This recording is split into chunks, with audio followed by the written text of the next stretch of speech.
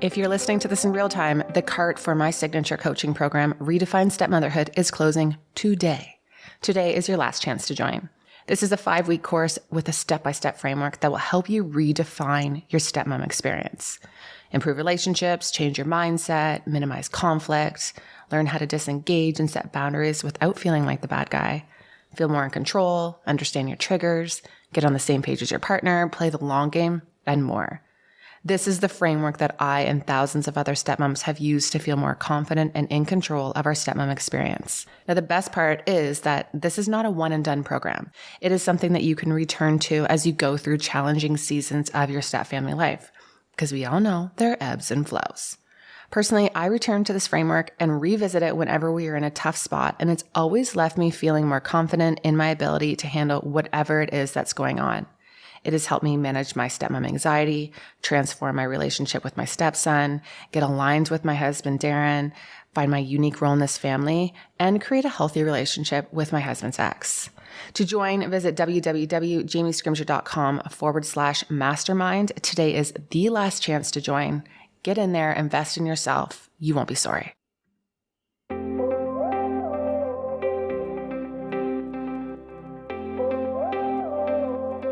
Hey, it's Jamie Scrimger. When I became a stepmom, I quickly realized that while moms are encouraged to keep it real, there's a big double standard when it comes to stepmoms. So I decided to start the conversation myself. Thriving as a stepmom doesn't just come from conversations about being a stepmom, though. Here we dive into marriage, relationships, personal growth, and more. My mission? Inspire you to live a kick-ass life while bringing you along as I create my own. This is the Kick-Ass Stepmom Podcast.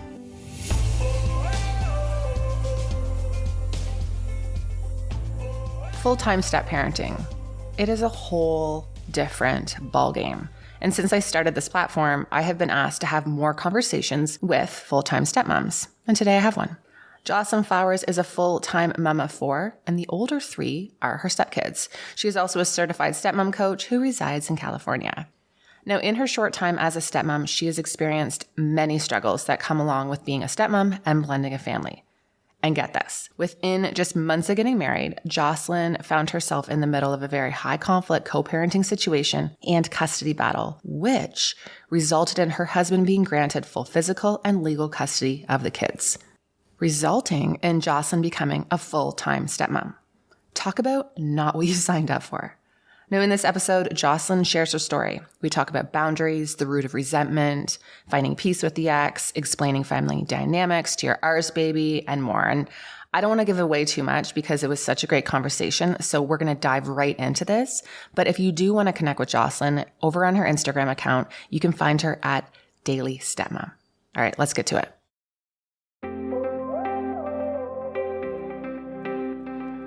Joslynn, welcome to the podcast. Thank you so much. I think it's my first full-time stepmom on the show. I feel really honored by that. Yeah. We need to bring more recognition to full-time stepmom. Well, yeah. Can we take a moment for you? Like, did you know you were going to be a full-time stepmom when you married your partner? No, actually, well, no. When I met him, he had majority custody. Kids were pretty young. And the intention was to go to a 50-50. So when I met him, yes, he had them, but everything was moving forward towards a 50-50. And then there's some really unfortunate events that happened with CWS, Child Protective Services, which ended up granting, and I guess unfortunate, but it was fortunate because, we were able to have them full time, but it was not what I was expecting at all. And it was very difficult. Well, yeah, I can imagine. So can you tell me a little bit about your story? Just kind of back up, give us your stepmom story, I guess. Yeah. So full-time stepmom of 3. When I met them, they were 2, 4, and 5. And I mean, the 2-year-old barely even talked. It's crazy. She was in diapers. It's weird to think about. And we met and obviously fell in love right after we got married. And like I said, he had majority custody at the time. And without getting into too much detail, basically his ex kind of just left and he had them majority. Well, we were moving towards a 50-50. And unfortunately, some stuff happened with CWS, like I mentioned, and my husband was granted full physical and legal custody. We were married in April of 2018. And by July, we had full physical and legal custody. In the same year. So a couple months. Yeah. Yeah. So it happened very fast. I mean, it's funny, like Facebook, like reminds you of the really dumb things that you used to post on Facebook. Yeah. And so I have these memories pop up, and it's crazy because it went from date night with my hubby to constantly talking about laundry and all these things because it happened that quick. Like I didn't even have time to be, newly married, a honeymoon stage. We didn't have that. And even our dating life, though, if I really think about it, if I think back, even in our dating, we never had the typical go out and go on dates because he had the kids. Our dates were, I would get off work and come over to his house and we would cook dinner and I'd help him do laundry and dishes and I'd help him put the kids to bed. And then we'd talk on the couch. And that was really like our dating because of the kids. So yeah, it was definitely an interesting dynamic. We all talk about how you aren't gonna, I want to grow up and be a stepmom. Like that's just not what you envision. And so I wasn't really sure what this whole process looked like. And when I became the full-time stepmom, it was a really challenging period for me because most of the people at the time that were on social media talking about their stepmom life were at best 50-50 stepmoms, and most of them were every other weekend and one day during the week. So for me, I was like, no one can understand. Like, yes, we all have our struggles and they're all different in every way, but no one understands the concept of now I am the nurturer, the sole provider mother, the one who kisses their boo-boos on the daily and does all these things. And I didn't feel like there was anyone out there who like really understood that on the daily. And so after massive meltdowns in my bathroom and crying excessively and feeling like there's no way out, I thought, okay, I could either wallow in my self-pity and stay here, or I can put my big girl panties on and make a difference in not only the lives of my stepkids, but knowing that there were probably other women who felt very similar to what I felt and being able to help them through their challenges. And that's kind of where this all came about, the Daily Stepmom. So good. Well, I just need to back up for a second. So you went from 0 kids to 3 kids under 5. Yeah.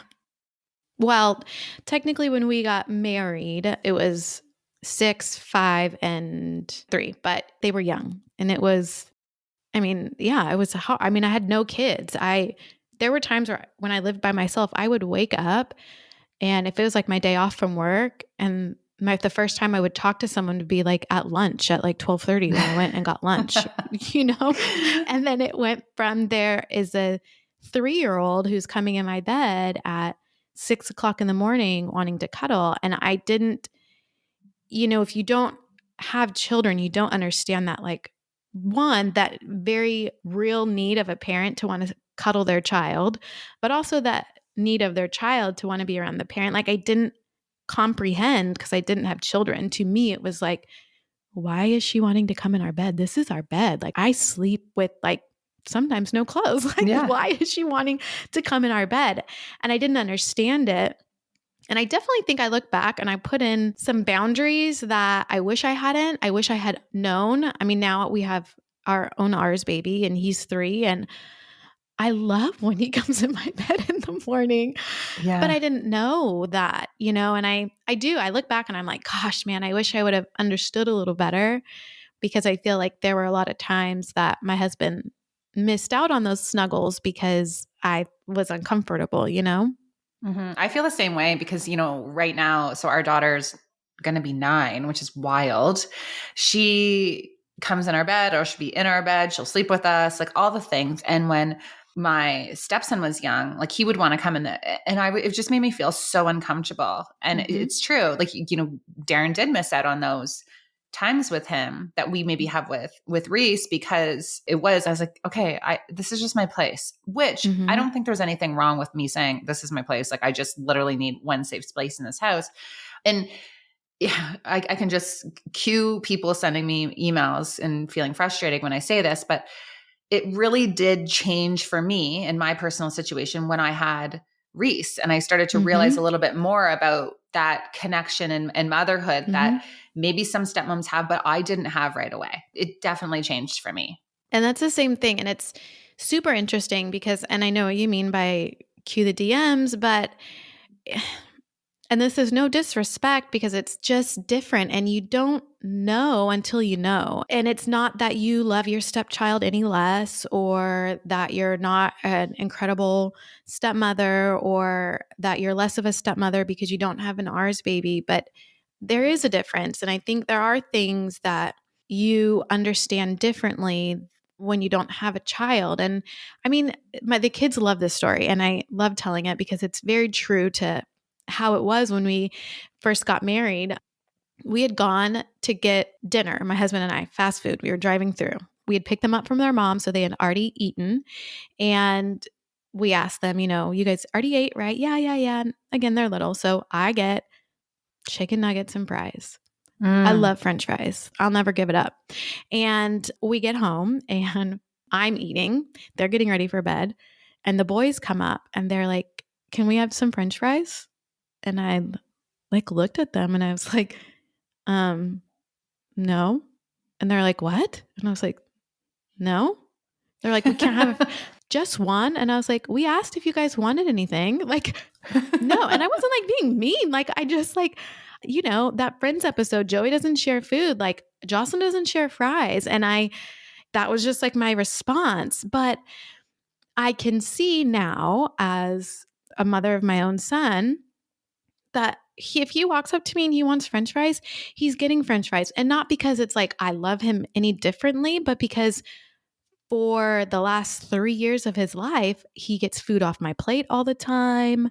I breastfed him. It becomes second nature. You almost don't think about it. And now obviously if my kids, the stepkids, I call them my kids, if they want French fries off my plate, they get them. But it's just, I didn't understand that motherly, not desire, but just you're so It's used to innate. giving them food. Yeah, you just do it, Yeah. Well, now you're probably smart enough that you just get extra fries because you've known enough. It's I'm no dummy now. I'm not doing that again. Okay. So what was your role right away? So were you just all of a sudden the mom in the house? Did you ease into it or were you all in right away? What happened? It was all in. So the way our situation worked out, their mother lost all physical and legal rights of the kids and visits went to supervised. So yeah, it was kind of, I didn't really have a choice not to be all in, especially at that age because of our situation. They needed me to be all in. And I mean, I think if I look back, I needed to be all in. I am a control freak. I am. And so I needed to be all in, I think, in order to feel like this was going to work. But yeah, it was just an all in. There it is. I'm the mom. And they, the younger two called me mom or mommy right after we got married. I actually have a little photo of Ellie and I the day of the wedding. We're holding hands and she's like, I can call you mommy now. She started calling me mommy immediately, as did Joshua. And so the oldest, he was older, right? So he kind of waited a little bit longer.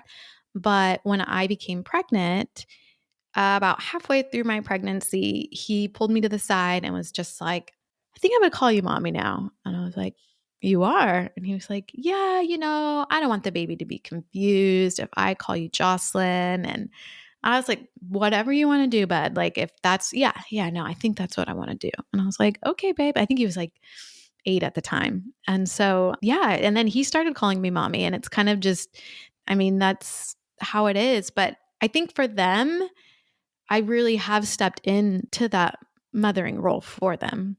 Mm-hmm. And so how are things now? Do they have a relationship with their mom? Did that, rectify itself? And how has that worked with your relationship with them? Has it made anything any a little more complicated? So yeah, so they see her twice a week after school, and then every other Saturday she has them overnight into Sunday. And the visits are done at her parents' house, so they get to see their grandparents, and it works really well. It's been a long time coming. I think we've progressed forward, which is, I mean, I wouldn't say we're at like peachy king. I thought for a while we were. I worked really, really hard at having a relationship with their mom, but I've realized that in order to do that, I've had to put down a lot of boundaries that I probably shouldn't have put down. And so, yeah, it's just one of those things that I mean, obviously I am supportive of them having a positive relationship with their mom because I mean, who wouldn't want that? That's what's best for them. So I am fully in supportive of that, but it's hard because I am the one who does all of the things. I mean, I take them to the doctor's appointments. I do the homework. I do all the mother roles. So I think there will always be some friction between her and I because of our dynamic and the situation in which I have a role in their lives. And I guess, it's I think it's normal. I think it is too. I think trying to say that, the stepmom and biomom have to be best friends to have the Instagrammable or like awesome, stepmom situation is not it's not realistic. I mean, it's ideal, right? Wouldn't we all? I mean, we would all want that. I would love that. I would love to go and have like barbecues as one big happy family, but I'm just not sure if that's realistic in our situation. And I have to be okay with that. I think I wasn't okay because I wanted that like vision of what I thought it needed to be. But really recently, this last year, I've realized, okay, no, because what I need it to be is not realistic. And I need to be okay with that for my sanity, for the kids, for my husband, and just move forward with what we have and know that that's the best for us. I often say whenever those viral posts go around with the matching jerseys and the best friends and stepmoms and all those things, I'll always have someone forward them to me and be like, this is how it should be. And I get the intention behind that. And I agree. Right. Yeah, it should be like that. But it takes a lot of healing and a lot of growth and perspective for all parties to be in that space. And not everyone is there in their healing. So to make that be this other pressure, like this level that you have to get to in your co-parenting relationship when maybe that's not what's best for your situation. I think it's just another situations where stepmoms end up feeling, guilt and shame for not having the type of co-parenting relationship that, people think they should have. And you almost have to grieve that too, right? Like you grieve the life you thought you'd have, and then you have to grieve the co-parenting relationship that you thought you'd had. And it's just like, it really is so powerful just to get really okay with the situation that you're in and doing the best you can in that situation versus trying to make it something it's not. Yeah. And I think like that's the biggest thing. If anyone's listening and if you could take anything away from this conversation, it's you have to be okay with your situation because just like with anything in life, if you are constantly looking at the next thing or the bigger, better thing or your neighbor's yard or whatever, like you have to be okay with your situation because if you are not okay with your situation, it affects it affects your marriage, it affects your relationship with your stepkids, it affects your relationship with your biological children, and someone sent me something about, it was a TED Talk or a speech from Brene Brown. She's incredible.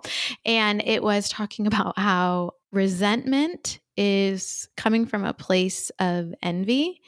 And I always thought that resentment was like, like you're angry but it's envy because you are envious of what the other person has. So you're having resentment. And so that's actually something that I've really been working on this last year because I'll notice that there are times where I feel resentment at her and it's like, well, I'm resentful because I'm taking on the responsibility. Well, no, I'm resentful because she's able to pack up and go on vacation and doesn't have to worry about finding sitters for 4 kids or I'm resentful because she gets to be in the gym every morning and I'm getting the kids ready for school. Right. And so it's jealousy. And I'm like, whoa, I'm jealous. Like, dang. So that would be the one thing is like, once you become okay with your situation, as hard as it may be, or as frustrating or toxic, like obviously we want to move past toxicity, but just being okay in your situation, that to me is going to give you the most peace in your stepmom journey. No, I agree. And I think that's the hard part too, right? Is being okay when it's not how you thought it was going to be, or you feel like it's not fair. Being okay when you're not okay. Totally, totally. But it's so easy to get caught up in that. But I do think like everyone has situations in their life that aren't fair, right? And we can get so fixated on our own. But, even people who aren't stepmoms, they have situations that aren't fair, maybe with other family members or whatever. I talk a lot about my morning routine, but my nighttime routine is just as important. When it's off, I notice a huge difference in the quality of my sleep and how I show up the next day. So here's the deal. I love to go to bed early. When we're done dinner, I'm usually completely off of social. I often delete it off my phone so I'm not distracted and don't have that urge. I'll do some reading with Reese, putter around, light a candle, clean up the kitchen, and just set the vibe for the end of the day.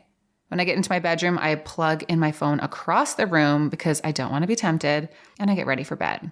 When I'm done reading my book, I crawl out of bed and turn on the Newcom Deep Sleep Journey. This is what puts me to sleep. The sounds and music is just, I love it so freaking much. Newcom is such a huge part of my daily routine, and many times I use it up to twice a day. What used to be exclusively available to U.S. military, pilots, professional athletes, doctors, and cancer patients, and used to be a $6,000 FDA Class 3 medical device, can now be yours through an app. It gives you the power to change your state, manage stress and anxiety, focus, and find your flow. Backed by over 33 years of clinically proven patent neuroscience, this technology is so easy to use and so powerful. At night, I use the Deep Sleep Journey, and during the day, if I need a reset, I use one of their daytime journeys. It just helps me refocus, manage my anxiety, find my flow, relax, and really it's just everything I need to help me show up as my best. If you want to neutralize stress, restore sleep, and reach peak performance, you have to check this out. And Newcom has given a special offer to listeners of the podcast. So just head to www.newcom.com, that's NUCALM.com, and use the code Jamie10 for 10% off. That's www.nucalm.com and use the code Jamie10 for 10% off. You're going to freaking love it. If you've been around since the beginning, you know that I created this platform and community 100% on my own. Google searches and podcast episodes and help desks are my business coaches, and that includes creating my website. Speaking of my website, if you've been on it in the last year or so, you know that it looks freaking amazing. Yeah, I know, humble brag, my website is bomb. I get a lot of questions about who designed it and how much it cost. And here's the deal. I did my own website. I just bought a template from Tonic Site Shop and customized it so that it's aligned with my brand, my messaging, and my style. Tonic Site Shop has redefined the website template. So throw out everything you think you know about creating a website and check out Tonic Stat. These are completely customizable websites designed for people who give a damn. I've heard people say that your website does not matter. That is complete crap. These days, your website matters big time. These templates are incredibly user-friendly with a drag and drop design.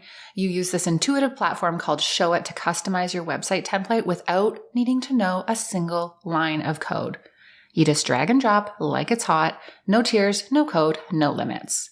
Head to www.jamiescrimger.com/tonic to choose your template and then use the code JAMIE15 to get 15% off. These templates are totally worth the investment and help me take my brand and my community to the next level. I can't wait to see what you create.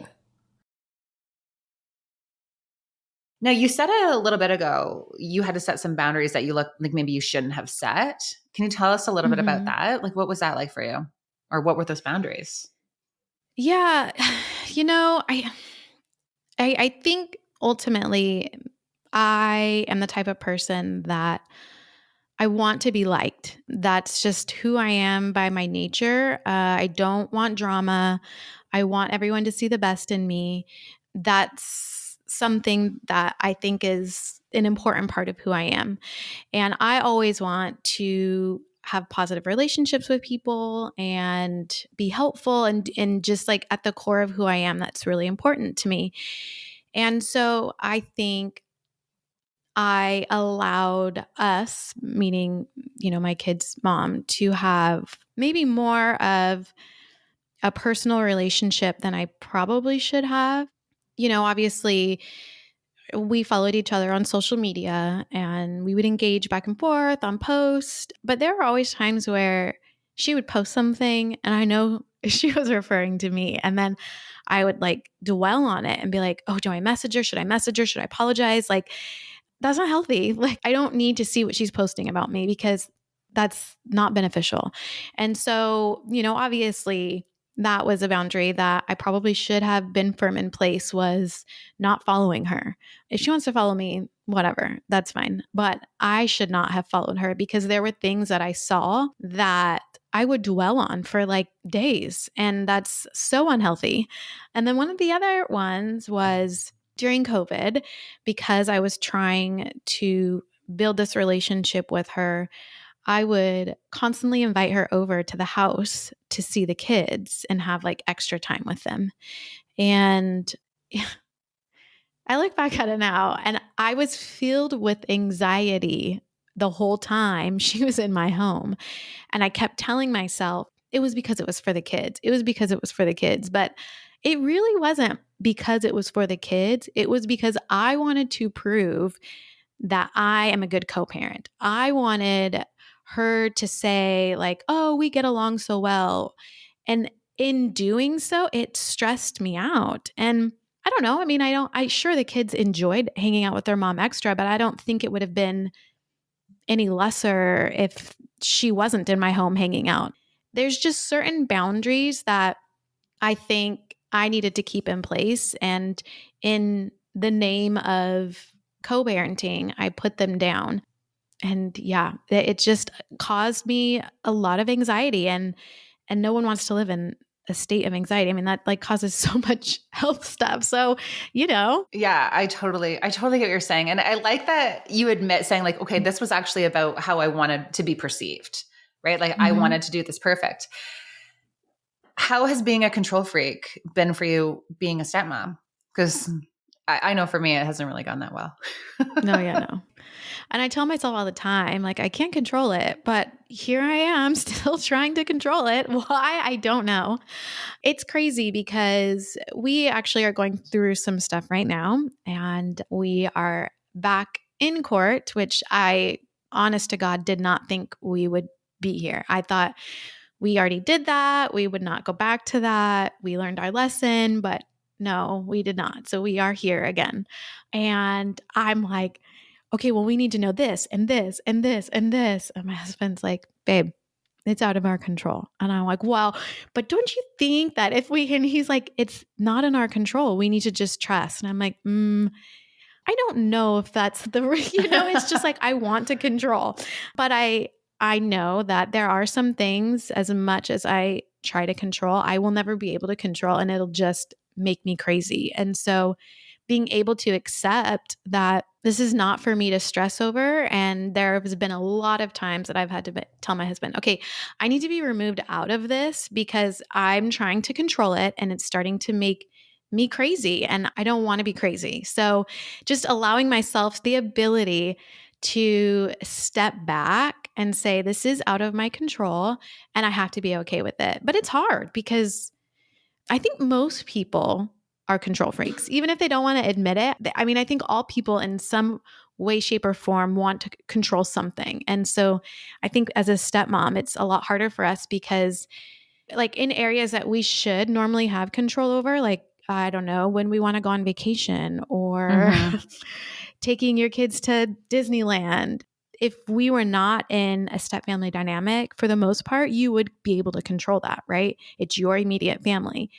And that doesn't always happen in a blended family. And so I think that is why for people who are control freaks, they struggle with that.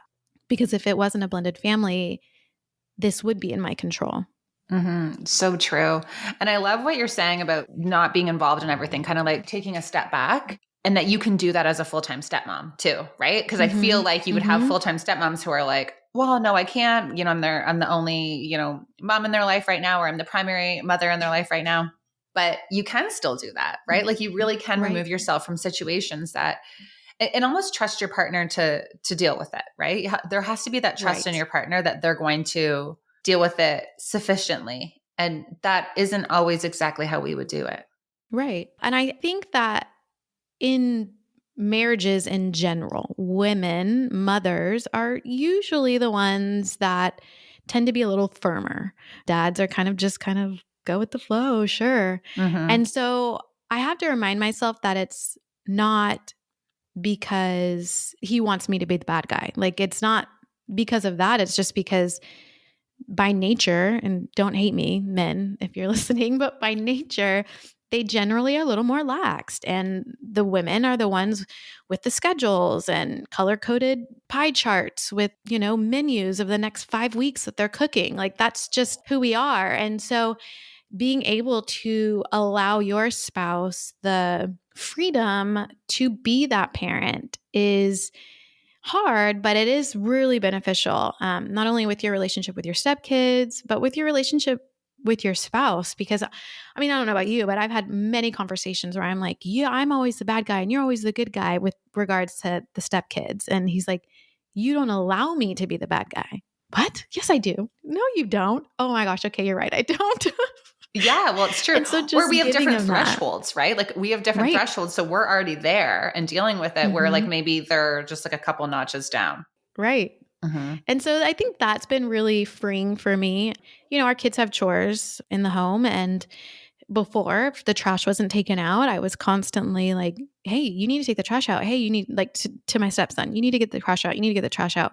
Or I get angry. The trash wasn't out. And now it's like my husband comes home from work. I'm like, hey, can you take the trash out?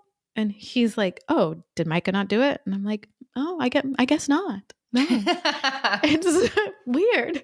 So then, he's like, oh, hey, bud, I need you to take the trash out. And I'm not the one that's having to be frustrated or have that conversation. I just put it back on my husband. And it's been very freeing to be able to do that. Yeah, I think that's so powerful too. What, other than being a control freak, has been your biggest challenge? Oh, gosh. Honestly, I think I'm going through our biggest challenge right now. I'll just say it. We're wanting to move out of state. And I think having the realization that another woman, I know that sounds bad, but having the realization that another woman essentially can control whether we move or not has been very difficult. And I don't think it's like so much the control aspect of it as it is I'm constantly going to be tied to her forever. And I think, kind of how we mentioned earlier, it's like they get 18 and I think we just envision once they become 18, like that's kind of it and we're done. But I'm really realizing there's college graduations that we'll have to be at.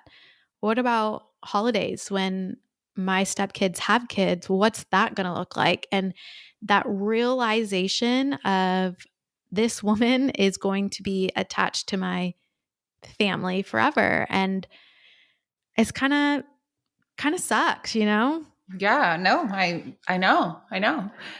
I think there's just levels, right? Like you just go through like periods and seasons of being a stepmom. And like maybe at the beginning it was like adjusting to kids near your bed or in your bed or like, the French fries or extracurricular schedules. And then you're really looking at it and you're like, oh, okay, this is going to affect me in some way, shape, or form for the rest of my life. Right. And I think that is the crazy part. I think a lot of stepmom life feels like it's the here and now, like it's the day by day, let's just get to tomorrow type of a thing, because it can be so hectic and chaotic, especially with custody schedules and all of these things. But when you stop and you look at the bigger picture, you're like, whoa, okay, this is lifetime. And I get why so many second marriages fail. And not to like be Debbie Downer here, but it's really difficult. And, people say, well, if you could go back and do it all over again, would you? Or, if you knew what you were going to go through, would you still marry your husband? And it's like, well, yes, because I love my husband. I chose him and I will continue to choose him. But I can see very clearly, especially when you look forward future 5-10 years, how other people are like, yeah, no, I can't do this. I can't do this for another 5 years. I can't do this for another 10. And that's a really sad truth about second marriages. Yeah, I was having a conversation with Darren the other day and I was like, what do you think we're going to be called, like grandma and grandpa? And he said, I've never thought about it. And I said, I've been thinking a lot about that and a very I've been consumed with it. Mm-hmm. And I said, well, because I said their mom will be grandma. So like maybe you and I could be like Nana and Papa. And he's like, why are you seriously thinking about this right now? I said, I'm like, we're having this conversation right now. I said, because if we were grandma to Reese, like if I was grandma to Reese's kids, but then not, we kind of have to pick a name. And it's crazy, right? Because, our husbands are like, why are you thinking about that? No one's even pregnant. But that is where our minds go. I mean, my stepsons, do I get to do mother-son dance with them? And I think about that stuff and it's just because almost like I need to prepare my heart, right? Because how sad will I be? I've been raising these boys since they were babies and that would devastate me. Or what if I'm not called grandma? That is the stuff that I think really hit the heart. For sure. How did their mom feel about you being called mom? Oh, I'm sure she hates it. Oh, but it's not a thing. She's never said anything to them. And she actually will refer to me as Mommy Joslynn, or she'll even say your other mommy. Mm-hmm. That's big of her. Well, which I fully respect because, I mean, I'm sure it was very difficult for her when they started calling me mommy. But I think that it was never forced. Like they chose to call me that. And it's actually kind of funny because my biological son, he hears the kids call their mom mommy. And I refer to her as, oh, did you ask your mommy? And so like he hears that. And so he called her mommy one time and she was like, oh no, I'm auntie. And I was like it didn't bother me in the moment. And so we kind of like laughed about it in that moment. Like, oh, how ironic, my son's calling you mommy and your kids call me mommy. And what a weird dynamic. But actually, it was the kids who didn't like it. Oh. So they were like, oh, no, this is auntie. And so it was interesting. And I'm not sure if it was like out of protection for me or if it was because they were like possessive of their mom. But, they'll say, oh, this is Auntie Mishi. And like that's what they want him to call her. And so that's kind of funny. But mm-hmm. It's interesting the dynamics between the ours baby as the ours baby starts to figure out what's going on. So yours is 2.5?